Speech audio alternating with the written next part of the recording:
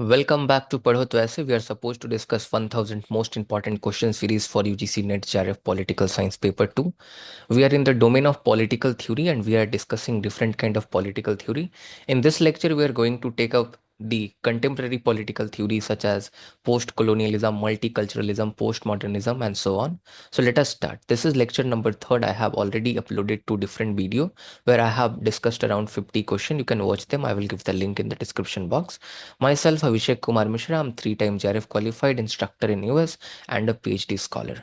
Let us start. You can also download our app Padho to Aise in order to have the free PDF, whatever we are going to discuss, so that you could recapitulate. Also, we have our test series. So this is the best one which you can get on internet anywhere, like related to political science. You can go through it. I have told you the more information in lecture number 1 about our test series. Let us straight away go to question number 1. Who among the following thinkers is known for critiquing Rawls' theory of justice from communitarian perspective? First of all, let us understand communitarianism is a kind of contemporary theory which came after the Rawls' idea of justice. Rawls said that the same kind of principle could be applied in all the societies. But communitarians said that the meaning of justice is not same for all the society. Whatever you consider justice in America cannot be justice in India. If you consider that, if you are, like, the vermilion, right, the sindoor. So if you say that in India the women are putting the sindoor on their forehead and that is injustice with them, if you say that with American perspective, so that will not be true, because it is choice of the Indian women to put the sindoor on their forehead. So why you are worrying actually? If some Muslim woman is trying to put burqa, then what's the problem? Is it going to harm somebody? Try to ask this question to yourself. Nothing is going to happen to anyone, isn't it, right? So this is what the communitarian perspective is all about. So according to communitarians, you can't make the universal theory of justice. Different society have different culture, traditions, and according to that, the justice could be defined in their terms. And therefore the Rawls were was criticized first of all by the communitarians. There were a lot of thinkers who criticized Rawls, but which one was the first among them? So this is what you need to answer. So first option is Charles Taylor, Michael Sandel, John Rawls, and McIntyre. So correct answer for this one would be Michael Sandel, right? Obviously, it is not going to be John Rawls because this is the theory of John Rawls what we are talking about. So obviously, it is either going to be Charles Taylor, Michael Sandel, or McIntyre. These all three belong to the communitarianism theory. Charles Taylor, Michael Sandel. There is one more very important thinker who is associated with communitarianism called Michael Walzer. He also gave the concept of complex equality. You can write somewhere in your notes that Walzer gave the concept of complex equality. That is very important question. So answer for this one is going to be Michael Sandel. Okay, Liberalism and the Limit of Justice was the book written by him. This is also a very important point. What you have to mark. Okay, this is very important. Could be asked in the examination. And in this book only, he criticized John Rawls' theory of justice and said that the justice cannot be same for all the society. There could be different community and meaning of justice could be different for different communities. Let us go to the next one. Over here, we are going to see we are supposed to match the books. Okay. Let us understand, or concepts also. Let us understand one by one. So if you see French Fanon, he wrote a book called Black Skin and White Mask, which still show that how mentally we are dominated by the Europeans. We want to, become whitish, and we are putting a lot of creams on our face. A lot of things is there. We are wearing coat and trying to become westernized. So this is what the French Fanon is trying to say, that we are independent politically, but still mentally we are not independent. Mentally we are being dominated by the Western culture. This was the topic of the black skin and the white mask. We still have the black skin, but mask is white. We all are dominated by that European mindset. So this was like written over there. Talking about Homi K. Bhabha gave the concept of ambivalence in colonial discourse. Let us understand what is ambivalence. Ambivalence is a kind of mixed culture. When the colonizers and the people who are in the colony. For example, I'm giving you a simple example. When the British came in India, then the Indian culture and British culture, they get amalgamated. they get mixed and they made a kind of unique culture. This could be seen in the Caribbean island. If you see the Caribbean culture, that is a kind of farrago, that is the mixture of a lot of different culture. So this is what the ambivalence in the colonial discourse means, that if the, you know, the culture of the colonial master and the culture of the native people, when they amalgamate together, they make a different culture, a third kind of culture, that is called, that concept is called the colonial discourse. The ambivalence in colonial discourse, very important. Talking about Orientalism, so Edward Said gave the concept of Orientalism. This is very important book, and this is what we are talking about, the post colonialism. I'm going to tell you in brief that what like colonial post colonialism means. Okay, now at the end, Gayatri Chakravarti Spivak, she's like associated with subaltern study. So subaltern study is again try to study the history with the perspective of the common man, that what was the status of the common people in any era, because histories are written in the terms of the great men like Akbar or Babur or like Aurangzeb, but at that time we need to ask ourselves that what was the condition of a common man. So studying the history, studying the politics with respect to the common man, with the perspective of common man, that is called the subaltern studies in nutshell, if I will tell you, right? Now what this is mean, like what is this post colonialism? So post colonialism argue that the countries became independent, the countries of Africa, Asia, Latin America, they became independent from the colonial master, but still the discipline, still the subjects, what we are studying in these, like continent, they are still being dominated and they are still colonized by the European and American. Whatever you study in political science, maybe in international relation, public administration, political theory, that is just the Western perspective. Where are the subalterns? Where are the third world people? Where are the people of Asia, Africa, and Latin America? Where is their perspective? That is not being represented in any subject. This is not just for political science. This is just, equally valid for history also and other subjects too, the subjects of humanities, as I'm talking about, because science can't be different, like that is quite natural, you may understand that. So this is what the post colonialism is all about. So it argue that still the discipline and subjects are colonized despite we are politically free. So this is the point what we have to understand. Okay, let us go to the next one. Question number, so what would be answer for this? You can match the answer. So A will match in 2, so A will match in 2, so I think B would be the option. B will match in 1, okay, C will match to 3, and D will match to 4. Yeah, that's correct. So option number B is the correct answer for this one. Okay, so this is very important for us. Okay, one more important thing. Spivak also wrote an essay that is called Can Subaltern Speak? That is very important, could be asked in UGC NET examination, because that is important for us. Okay, now we are talking about Michel Foucault. So Michel Foucault is related to the postmodernism. What is the postmodern theory?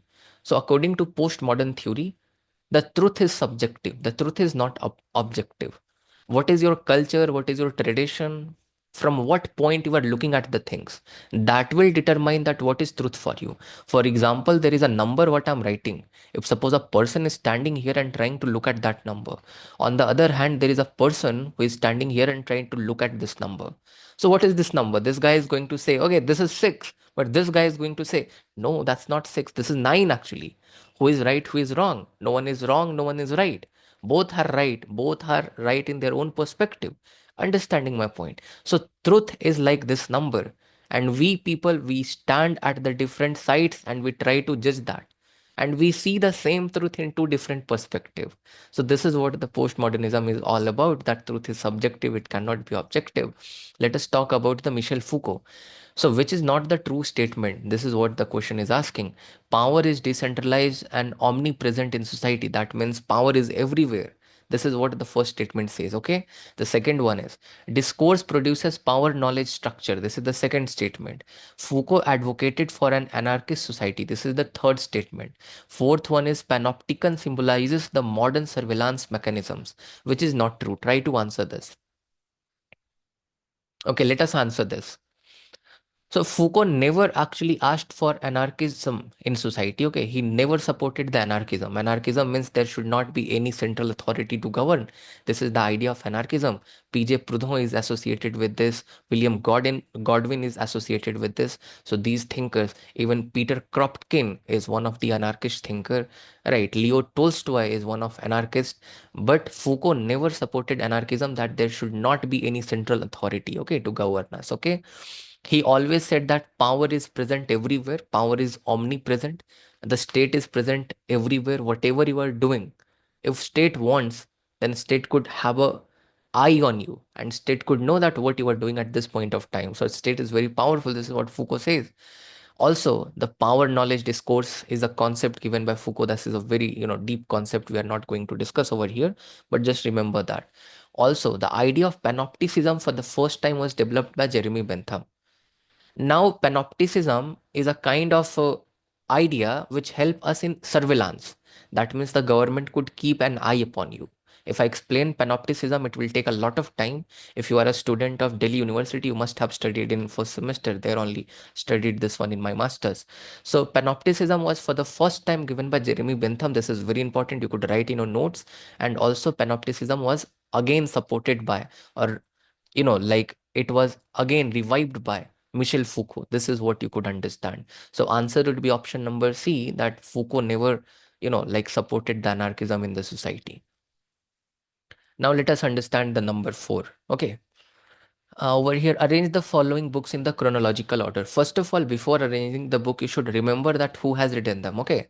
So, A Theory of Justice is written by John Rawls. This is a very famous book. Also, the year is important, 1971.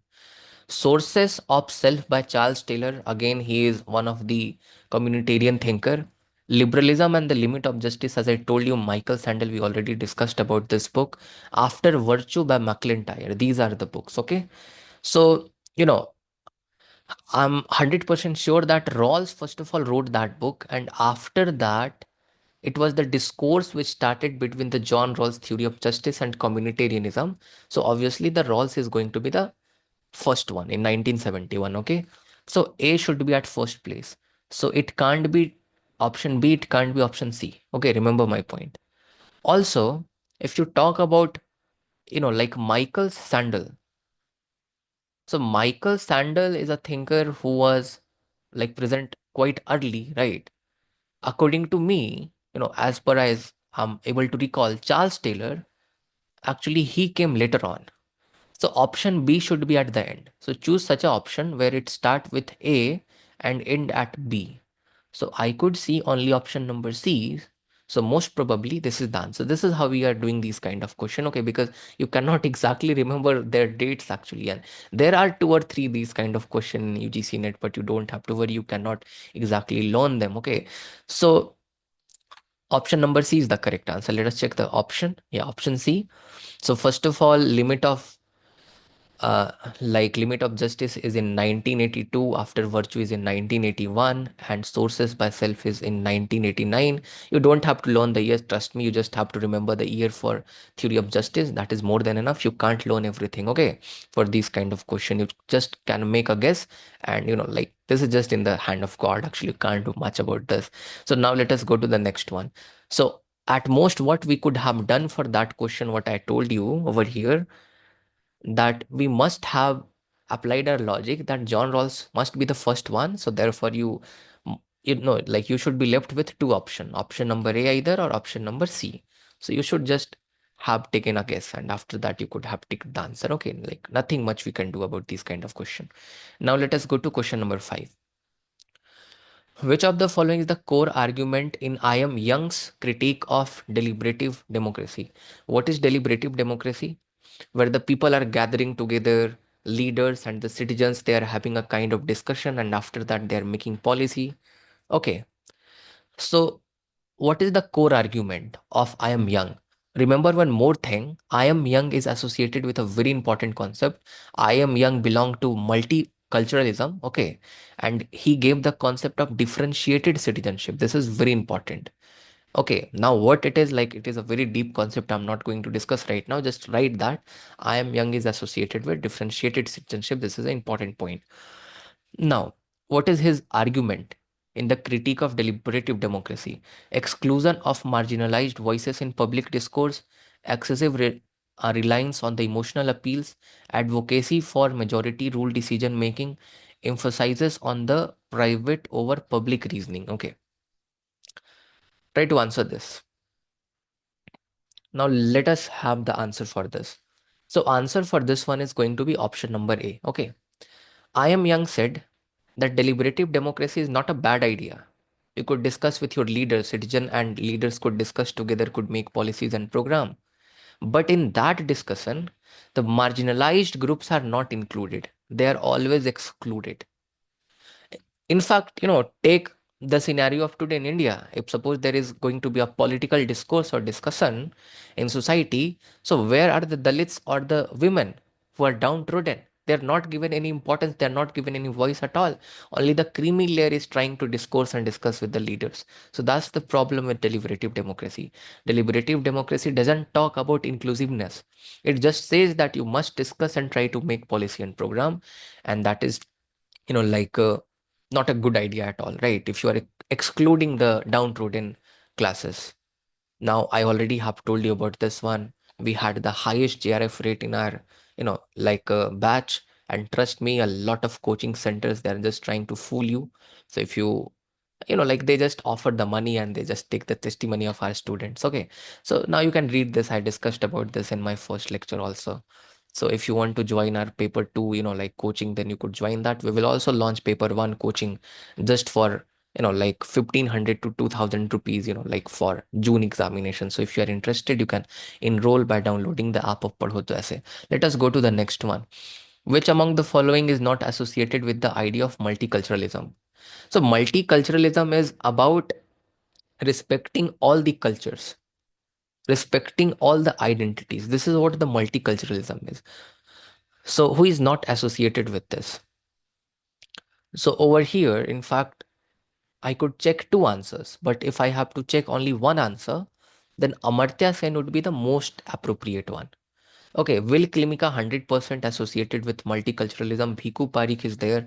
I Am Young is there with multiculturalism. Charles Taylor. Charles Taylor is a guy who is associated with multiculturalism as well as to great extent, you know, in communitarianism. So Amartya Sen is the best fit answer over here. Okay. Now let us go to the next one. Now over here we have to match the books. Okay. Let me write the options for this. Okay, multicultural citizenship. I told you two books first of all, remember, okay? I told you about differentiated citizenship that was written by I Am Young. Multicultural citizenship is a very famous book that is written by, Will Klimika, okay? Now, multiculturalism, a civic idea that is written by Bhiku Parikh. This is very important, right?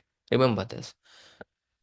Now, Justice and the Politics of Difference is written by I Am Young, and Ethics of Authenticity is written by, Charles Taylor. So this would be the answer.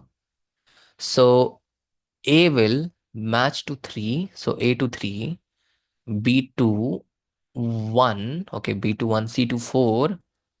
I think this option is the correct answer, okay? So go ahead. Let us go to the next one. Yeah, option A is the correct answer for this. Now, what is the idea of hybridity? The idea of hybridity is associated with the idea of ambivalence. The idea of ambivalence in the colonial discourse is also given by Homi K. Bhabha. Idea of hybridity is also, a kind of very unique idea. Hybridity says that you don't have to look the things in black and white. Things do not exist in black or in white. They exist in gray, right? They're not binary. They are not like 0 and 1. They're between, those two extremes. That is the idea of hybridity. So therefore, if suppose there is a colonial master trying to capture a land, trying to capture a colony, so the people of colonies, they have one extreme culture and colonizers have one extreme culture. After some time, they amalgamate. They will make a kind of mix together. This is what the hybridity is all about. Okay. So the rejection of colonial influence on the indigenous culture. No, you cannot reject the colonial influence. It is natural that if there is the colonial influence, you are going to influence the colonizers and you are going to be influenced by the, you know, them. Okay, this is the point. Second, coexistence of multiple sovereign cultural identities. There can't be the sovereign cultural identity. Sovereign means they are untouched, okay, like they are unique in themselves. No, you can't do that actually. The process of creating new identities through interaction of the colonizer and the colonized culture. This is the correct option, because you will make a kind of hybrid culture. Getting my point? Okay. Now, fourth option, a unidirectional absorption of colonized culture into the colonial norms. No, actually, the people who are colonized, they're not going to lose their culture at all, like completely. They will have the essence of their culture, but at the same time, they're also going to adopt some of the, culture of the colonizers. That's the point. So therefore, option number C would be the correct answer for this. Okay. Very important point. Bhabha gave the concept of hybridity. This is more important. Also, location of culture is the book written by Bhabha. That is also important. Remember my point. Okay, yeah. So this is the question. This is what I was talking about. Location of culture.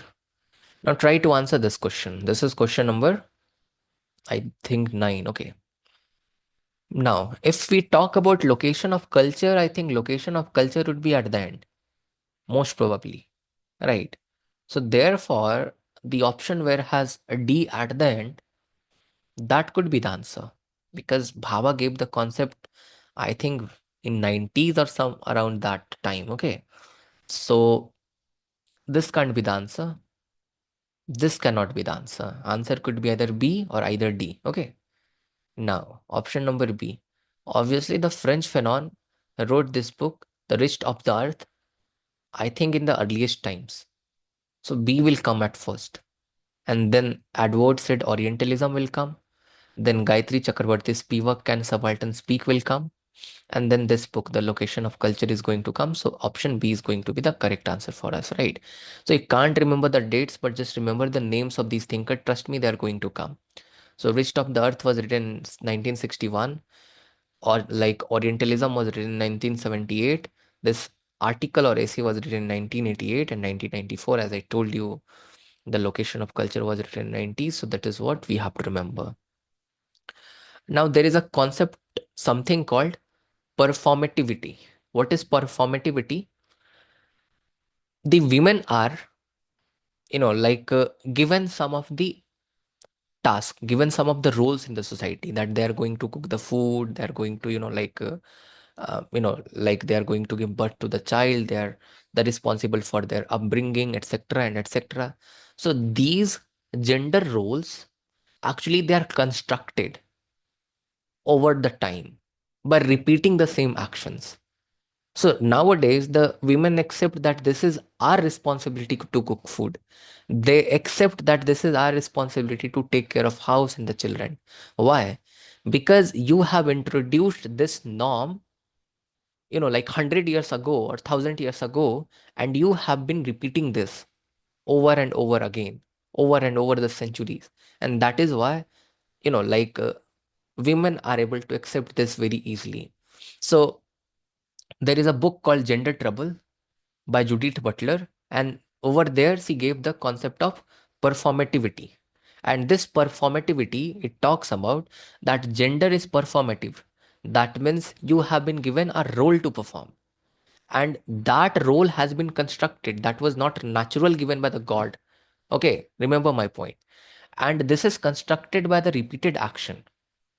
The people are telling you over and over centuries that you are the one who has to take the responsibility of the house, who has to, a lot of things is said to you, and that is how you are becoming today, right? So this is what the option would be correct in Gender Trouble about performativity. This is the concept, or like Judith Butler talks about. The book is very important. Who is the author is very important. The concept of performativity given over there is more important.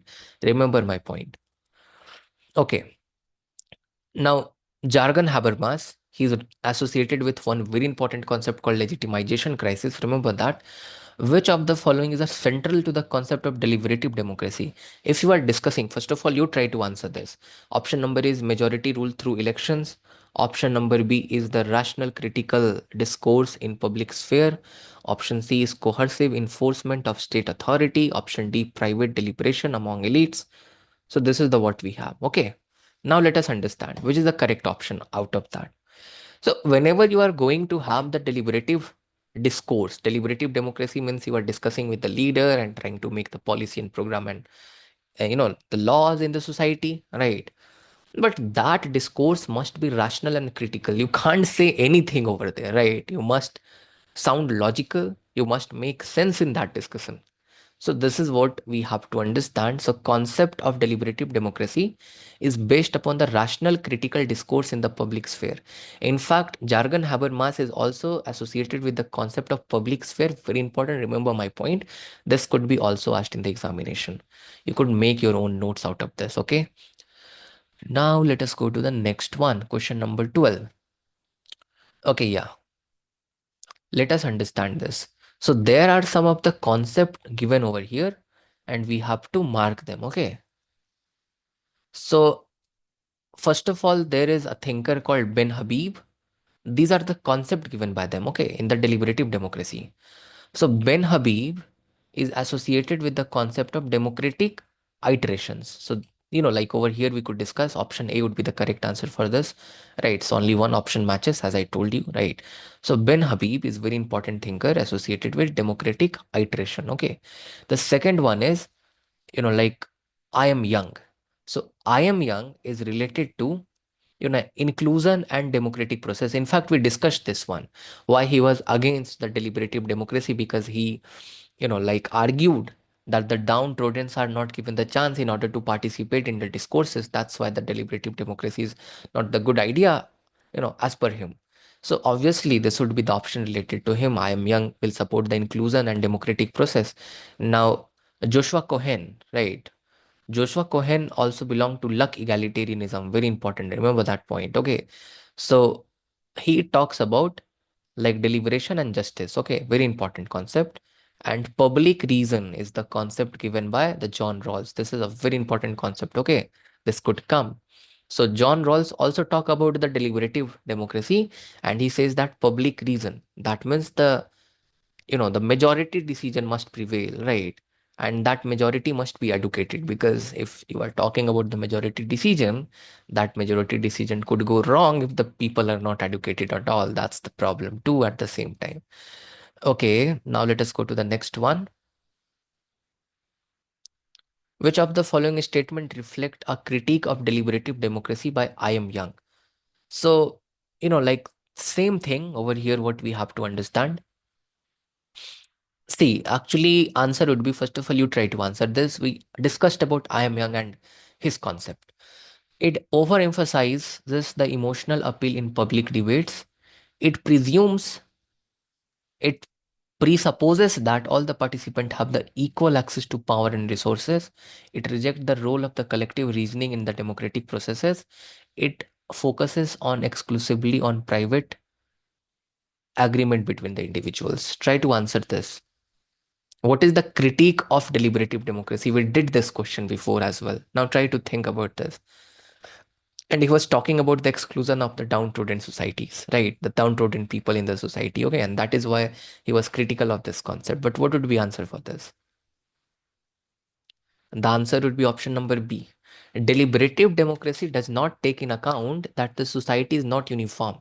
The society is not homogeneous. There are different kind of people in society, and different kind of people have different resources, different power in society. So the people who have minimum resources and minimal power, they cannot be the part of the discourse, they cannot be the part of discussion which is going on in the society. That is the point. So this is what the deliberative democracy does not take into account, right?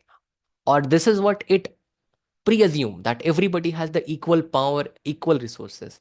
And after presuming this, he's talking about this concept, is talking about it, is talking about the discourse in the society, which is not true. How the everybody could have the equal power and equal access to all the resources? And if they don't have the equal power and equal resources, then how they could equally participate in the discourse, and how they could actually change the frame of action out of that discourse, how they could decide the policies and program for the society or nation. So this is the problem with deliberative democracy. It should acknowledge that there are different people in society with different power, different resources. Everybody must be given the chance. So therefore, option B is the correct answer. I hope you are getting the point. Okay. Now let us go to the I think here the answers. Okay. First of all, like remember my point, the Herbert Marcus gave the concept of one-dimensional man. That is more important. Okay. Now, second thing, Herbert Marcus' concept of one-dimensional man promote the instrumental rationality. Now, what the one-dimensional man is doing? In the concept of one-dimensional man, the Marcus said that the people nowadays are only able to focus on the economic aspect of their life. They're not able to focus on their political aspect or social aspect or cultural aspect. They do not get the time to make good social relation. They do not get the time to enjoy and celebrate their culture. They do not get time to become politically active. They're just focusing on the economic aspect. And the reason why they have to focus on their economic aspect is capitalism. The capitalism is dominating their necessities. The prices are going high. There is cutthroat competition. So if you will work 8 hour daily, in fact 14 hour a day to some of the cases, then you are going to earn the bread and butter, which will help you to survive for 1 month. So where the hell is the time to enjoy your culture, or to go to this like society and think about the politics? Where the time you are getting? Ask yourself. So the people who glamorize capitalism, glorify capitalism, think about this. You are just becoming the instrumental, just a kind of instrument of this capitalism. You are just becoming one dimensional man. Your economic necessities are so brute, so tough to get, that you are just focusing on that aspect of your life, ignoring other aspect because you don't get the time. Okay, I hope you get this. Very important.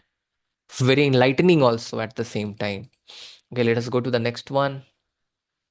Okay, yeah, let us understand. Arrange the following thinkers based on the publication of their. Okay, so first of all, their books are very important, I should say. So Horkheimer wrote or published the book called Dialectics of Enlightenment. Herbert Marcus, One Dimensional Man, very important. Jürgen Habermas, Jürgen Habermas legitimization crisis, very important concept related to him. Public sphere is very important concept. The book is also associated with that. The structure, transformation of public sphere. Also, Theodor Adorno gave the concept of negative dialectics, very important. The book is also important. Now, let us try to have the answer for this. So, like Horkheimer, I think will come first. Why? Because Horkheimer wrote the book in 1940s, as per as I'm able to recall. And talking about Adorno, Theodor Adorno, he actually gave the concept in 60s or 70s later on. So Horkheimer should come first, and Adorno should come at last. So choose an option where it should start from A, end to D. So start from A, end to D. So this is also starting from A, ending at D. Okay. This is also starting at A, ending at D. Right. So either of them can be the answer. This can't be the answer. This can't be the answer. Now let us come to this. And now there is Herbert Marcus and Habermas to choose from. If I have to make a guess, I think one-dimensional man was very sophisticated concept which came later on. So I'll go with the concept, or wait just a second. I think Marcus wrote that book first, One Dimensional Man, if I'm not wrong. Or no, wait. One dimensional man concept came later on, because this is more sophisticated concept when the capitalism was dominating neoliberalism and all in 1960s, like around 70s, I could say, like in the end of 60s, I could say. So therefore, I'll go with option C first, and then I'll go to B, and then to D. So A, C, B, D. So I'll choose option number C. Let us hope for the best, because these questions are made by my team. Let us check the answer. Yeah, I'm correct actually. But in these kind of question, no one can bet that I know the answer, right? Because you can't be exactly knowing these, right? So this is just a good luck, I could say. So over here, and see, the differences are not much actually. So this is how it goes actually. So first of all, we have Horkheimer. Book is very important. Dialectics of Enlightenment. Habermas book is also important for us. Public Sphere. Marcus, One Dimensional Man. Adorno, Negative Dialectics. Important. Okay, let us go to the next one. Hmm. Which of the following concept is central to the Charles Taylor idea of multiculturalism? So, multiculturalism is talking about respecting each and every culture, recognizing each and every culture. And nowadays, the multiculturalism is very famous in the tribal state. That's why the JMM won the election. The JMM became victorious. On the other hand, the BJP lost the election. BJP was campaigning like, like in fact, I should not say, but I was in the team of the survey, right? In some of the constituency because and there is one political party called AJSU, All Jharkhand Student Union, and BJP had a kind of Gathbandhan, a kind of alliance. So I was the part of the team.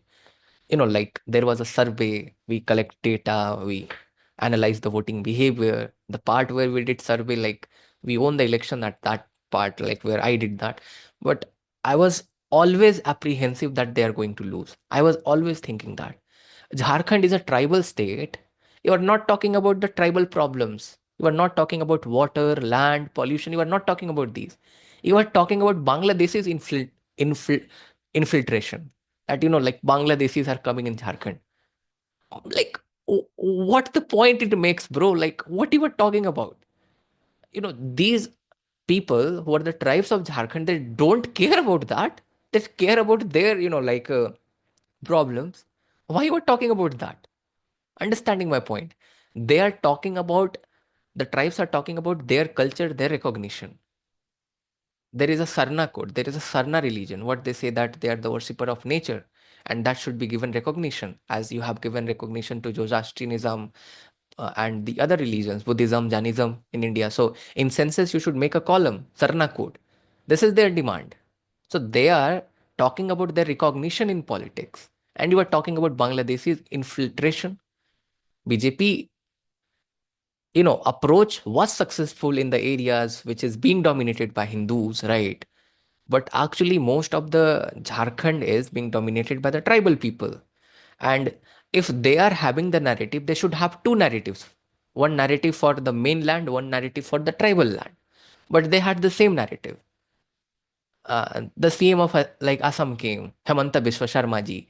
So he was also talking about, I was in, like that conference. So I was not there to ask the question because, I was just in the survey. I do not have any political interest with any political party at all. I'm very neutral to them. He was talking about again the Bangladeshis infiltration, how the Hindus are in danger. Talk this in UP, talk this in MP. Why you are talking in Jharkhand? But I was not in the position to give that advice, right? Because right now my stature is not that great. So, like I could not say that to them.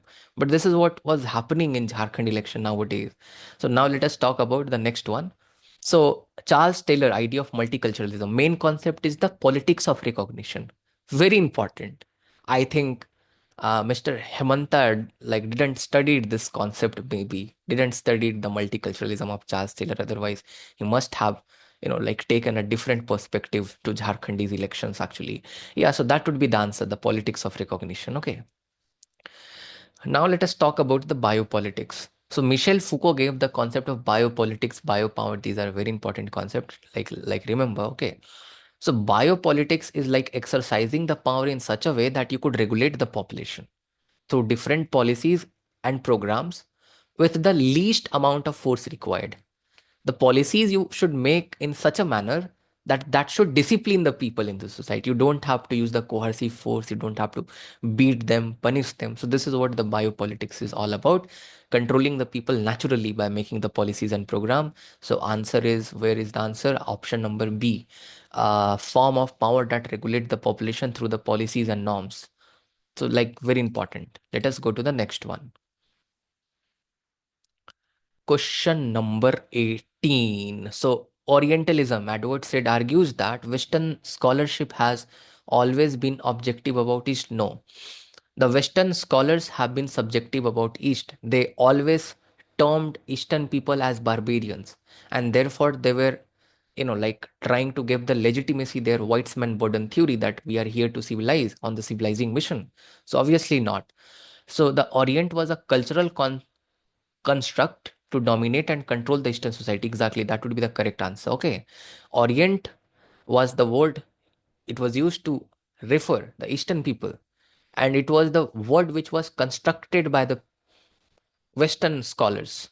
And they said the Eastern people are barbarians, they are not civilized at all, and we are at the civilizing mission. They were trying to justify their colonialism, they were trying to justify their imperialism, they were trying to legitimize their colonialism by this Orientalism. This is what that word says in post colonial theory. Okay, let us go to the next one.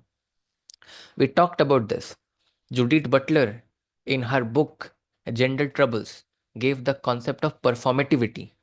And over here, as I told you, a different set of roles are given to the women over and over again, over and over centuries. And due to these repetition of, works given to them, that become a norm that it is the duty of the women to cook food and etc etc, right? So this would be the answer. The gender is the set of roles performed through the repetitive societal acts. Important, remember that. Let us go to the next one. Okay, in Justice and Politics of Difference, very important, this is the book written by I am young. I'm not young, this is the name of the philosopher actually, or the scholar. Obviously I'm young actually, nowadays I'm just in my late 20s, so obviously I'm young. Criticizes the traditional theories of justice. For why he's criticizing the traditional theory of justice, nation wants to know. Okay, let us read the options. Focusing on the distribution of material resources only, advocating for cultural relativism over universal rights, ignoring environmental justice as a core principle, promoting the idea of classless society as unrealistic. Okay, try to answer by yourself, then I'll tell you the answer. Obviously, I'm going to tell you the answer. See, actually, problem of traditional theory is they are just trying to distribute the material resources, the economic resources. But what about the social resources? We have social resource also now. If you are giving the equal amount of money to a Dalit, are you going to respect the Dalit as you respect a Brahmin? You tell me. So just by giving the equal amount of money to a Dalit community, you can't be actually, doing justice to them. Along with money, you just have to give that social status also to them. Understanding my point? I'm myself a Brahmin, but I have seen myself, my first-hand experience in some of the villages actually. And I'm from tribal state. See, in tribal state in Jharkhand, we are like living in a different like situation. Here, the discrimination is very rare. It is the Bihari and Uttar Pradesh mindset. We don't have that mindset. Like being a Jharkhandi, so Jharkhand have a different ambience actually. Here we have the amalgamation of the tribal culture and the other caste and population. So the situation is very different. So this is what the young is talking about. That if you are just distributing the economic resources to the other people, to the downtrodden people, then how you are doing justice to them? Just equal money guarantee justice? The answer is no. How about the social status which must be like given to them? What about the acceptance in the mainstream? You are not talking about that, right? That's the point. So therefore option number A is the correct answer, focusing on the distribution of material resources like alone. This is the criticism of the traditional theories actually, what the I am young talks about. Okay, this is very important. Who wrote the book After Virtue? Everybody know this. Let us complete this. McIntyre is the correct answer. Will Klimica, central concept is group differentiated rights. Different groups, that means different cultural groups must have different rights given to them. You can't give the same rights to all the culture and could say, okay, now you all are having the freedom, liberty, and all. There may be a tribe, there must be some a kind of tradition of polygamy. So to that tribe you must assign, or you must like give the right of polygamy. There must be the tribe, there might be the the tradition of polyandry. So where there is the like tradition of polyandry, you should give the right of polyandry to that community. Understanding my point? This is what the group differentiated rights are, about which Vilklimika talks about. Can Subaltern Speak is written by Gayatri Chakravarti Spivak. Important.